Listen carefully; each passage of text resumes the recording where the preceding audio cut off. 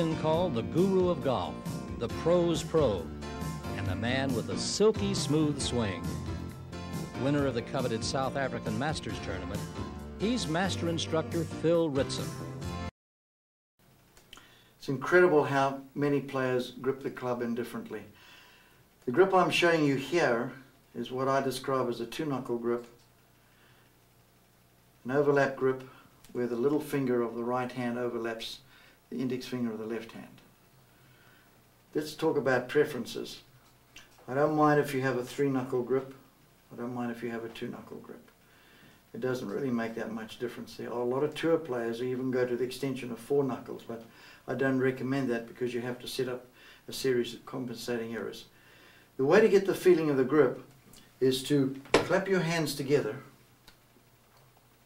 clench your fists, clap your hands together, clench your fists. Let's do that one more time. Clap your hands together, clench your fists, roll your fingers in a position where you feel as if you were gripping the club. Let me just show you some of the highlights here. Notice the lifeline of my right hand. That lifeline weds into the left thumb. Notice how the little finger of the right hand overlaps the index finger. The purpose of overlapping or interlocking, and that's a preference, we don't mind, and that would be the interlocking there, is to create the coordination of the two hands working as one.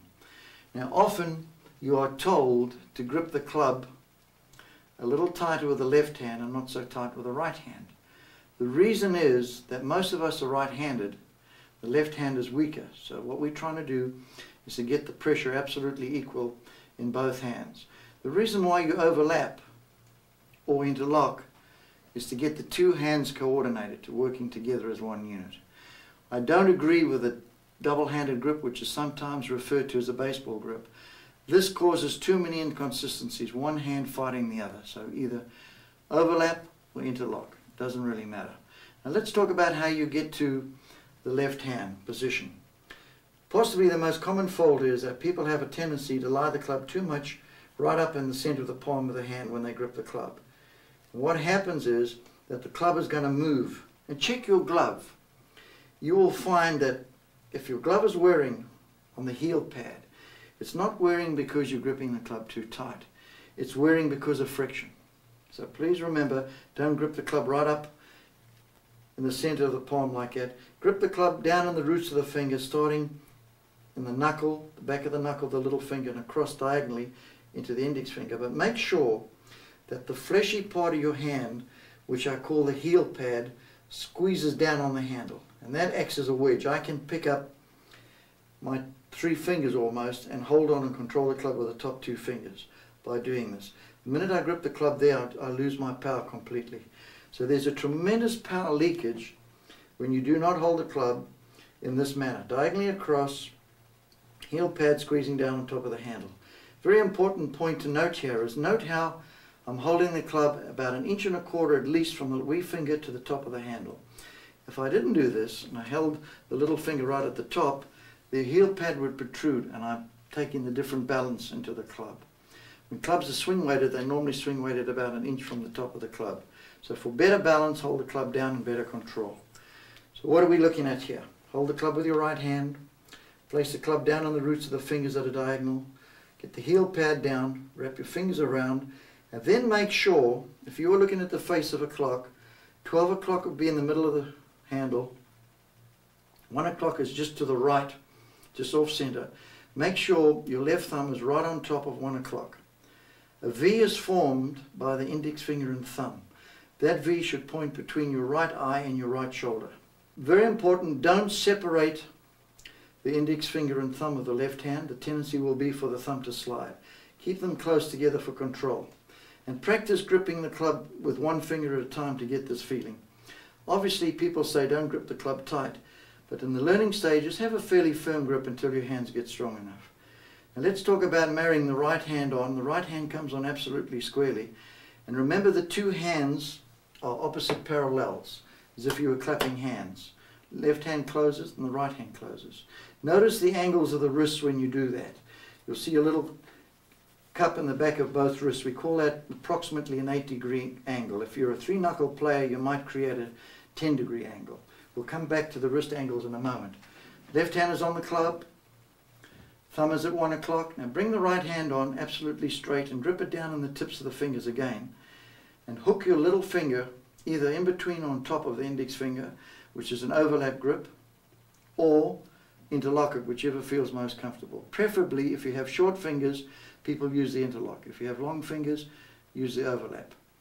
Wrap your fingers around and then marry the lifeline, which is literally your lifeline, on top of your left thumb. Hook the index finger and thumb away into position which we describe as the trigger grip. The right thumb is at 11 o'clock, so please remember thumb positions, 1 o'clock and 11 o'clock. Equal pressure. Now the pressures are so important. When you hold the left hand, the most natural tendency is to pressure from the top, and that has created that infamous milking position, where you reload and regrip and eventually your hands get stronger and stronger and you get in an awful position. So when you grip the club with the left hand, grip upwards. And when you grip with the right hand, grip downwards. Squeeze down with a lifeline and pull upward with the middle two fingers. You must have that feeling of the trigger grip, and two V's are formed by the index finger and thumb of both hands, and they both point in a parallel line to the right shoulder. With regard to the size of your hands and the size of the grip, small hands, smaller grip, bigger hands, bigger grip. If you have small hands and you're using a fat grip, the tendency will be to cut the ball because you can't get your natural rotations, and vice versa.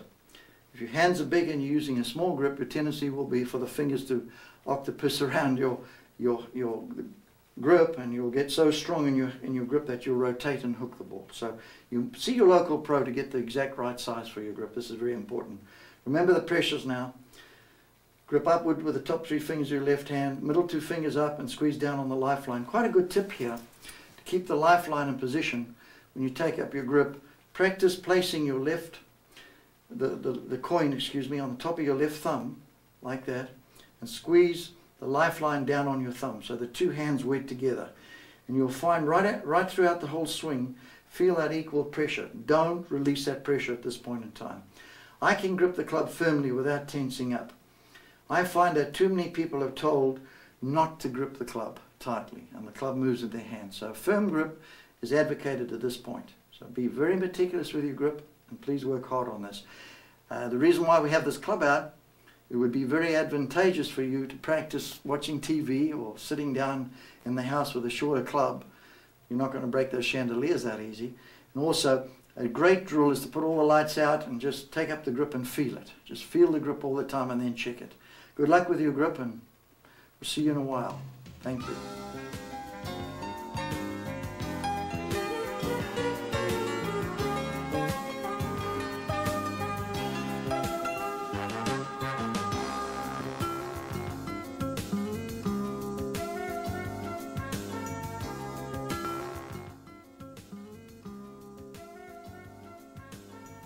Hi, isn't this amazing how easy swing magic is to store? In your office, at home, it's so easy to hang out of the way, and then when you want to practice with it, all you do is just pull it out. This is really an amazing machine because it's designed to help everybody, whether you're a PGA Tour player, just about ready to play in the Ryder Cup, or if you're an 8, 10, 12, 14, 16 handicap, or a beginner. This machine will teach you the ways to swing that are right for you. That's the most important thing. Teaches your own natural swing planes, it teaches you angles and your levels. We'll get onto the angles and levels and the planes a little later on, but let's get into the fundamentals of the game of golf, and that is the setup. The way you stand to the ball is so important. It's 50% of the game. Let me show you how you would stand to the ball with this particular club here, our Swing Magic club. It's a 7/8 iron in our hands. I bring the feet together and place the ball right in the middle of the feet. And what I do is I move my left foot 2 inches to the left, my right foot 12 inches to the right, making sure that I'm waggling my toes and the weight is on the balls of the feet. It's so important to feel like your butt is out and you lean forwards just a little. And if you lean forwards too much, you'll find that your weight will go onto the toes. And if you back on your heels too much, you'll feel like your knees are bending too much and you get underneath the shot. So please remember the knees are bent slightly. Do not get into the habit of sitting on a shooting stick.